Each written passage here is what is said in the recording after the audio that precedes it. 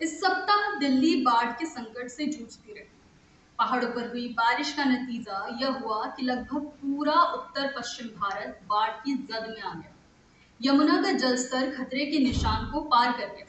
हरियाणा के हथनीकुंड बैराज से पानी छोड़े जाने के बाद दिल्ली का जो हाल हुआ वैसा पिछले 40 साल में नहीं हुआ था।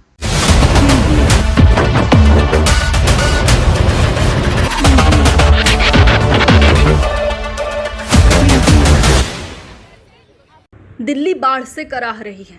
यमुना नदी में बढ़े जलस्तर के कारण देश की राजधानी पानी पानी हो गई है। लोग अपने घर छोड़कर तंबू और टेंट में रहने को मजबूर हैं। सड़कें पानी से भरी हुई हैं और वाहन नाव की तरह तैरते नजर आ रहे हैं। किसी को जाने के लिए बस नहीं मिल रही तो किसी को खाने की समस्या आ रही है।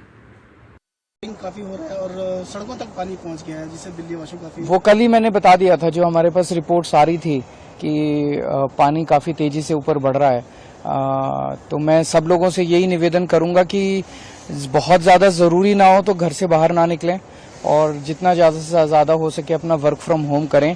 जो एरियाज अफेक्टेड है वहां पे हमने स्कूल्स भी अब बंद करवा दिए हैं और रिलीफ कैंप्स में भी सारी सुविधाएं देने की कोशिश कर रहे हैं। नॉर्मल स्थिति कब तक हो जाएगी?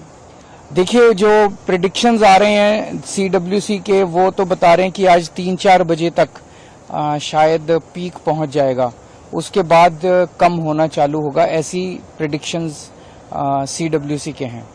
ठीक है, थैंक यू।